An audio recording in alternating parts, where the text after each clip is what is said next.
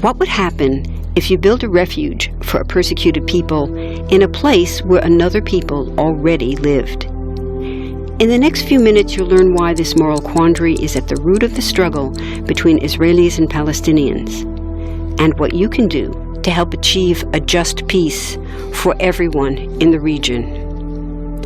First, there are a couple of things it's helpful to understand.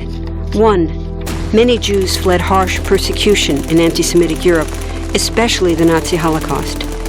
Zionists encouraged massive immigration to historic Palestine, at that time a British colony, where Jews had an age-old connection and where small Jewish communities had long existed among larger groups of indigenous peoples. But when the UN offered the Jewish immigrants the majority of the land for a new state called Israel, for the indigenous Palestinians who lived there, it was a massive destruction of life. They rejected the UN's partition plan, and several Arab states invaded the new state of Israel. Israeli forces essentially erased over 400 Palestinian villages and towns.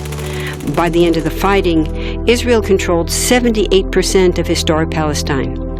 And when 750,000 Palestinians who fled or were expelled during fighting tried to return to their homes where the new state now stood, they were permanently barred by the Israeli government. While over 100,000 of their relatives and neighbors who hadn't left became second-class citizens of the new state, along with the new Jewish majority.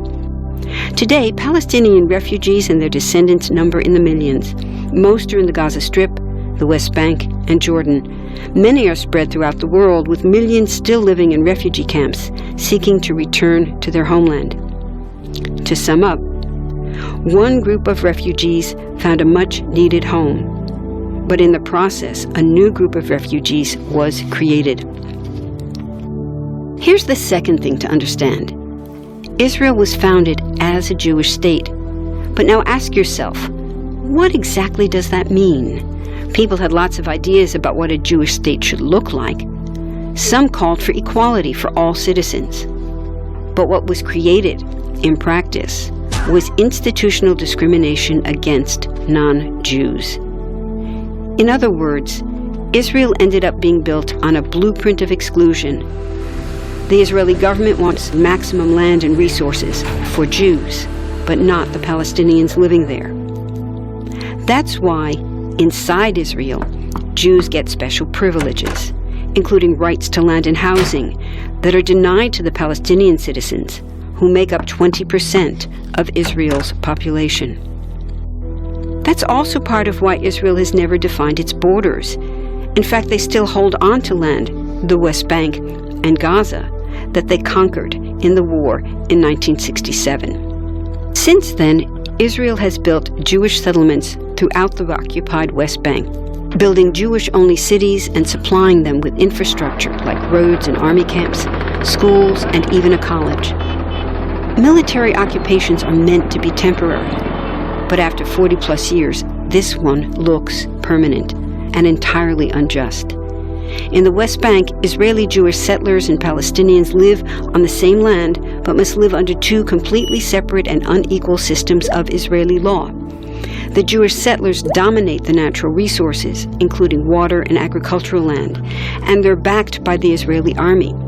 To maintain the occupation, Israel has demolished thousands of Palestinian homes and orchards, confiscated Palestinian land, bombed a captive civilian population in Gaza, and punished resistance with raids, arrests, and assassinations, all to gain maximum land, while making life so difficult for Palestinians that they will either leave or be too afraid to resist. Palestinians have fought back. For decades, they tried to achieve national liberation through armed struggle. Some groups still do. But the majority now support popular protest instead. The deeply harmful pattern of control, repression, and violence profoundly harms Palestinians living under occupation and Israelis living as occupiers. This must be broken to reach a peaceful and secure future for both peoples. Now that you understand the problem, what about the solution? What about peace talks? So far, over 2 decades of U.S.-backed peace talks have actually made things worse by helping Israel continue the occupation. It's been years of talking while Israel massively expanded the Jewish settlements and literally redrew the map. Peace talks are good if they're real, but not when they're theater to cover a land grab. So now what? The current world superpower, the United States, has been a terrible friend, enabling Israel's destructive and self-destructive expansion onto Palestinian land by funding the Israeli military, the biggest recipient of U.S. foreign aid in the world. But there's another superpower that can make the difference: you. There's a movement with hundreds of thousands of people just like you across the world, including Palestinians and Israelis, protesting, educating, divesting, and boycotting, all to bring nonviolent international pressure on Israel to stop violating human rights of Palestinians. Throughout history, where governments have failed to push for justice, people just like you, like us, have taken the lead and won. Now it's the Palestinians' turn for freedom and justice.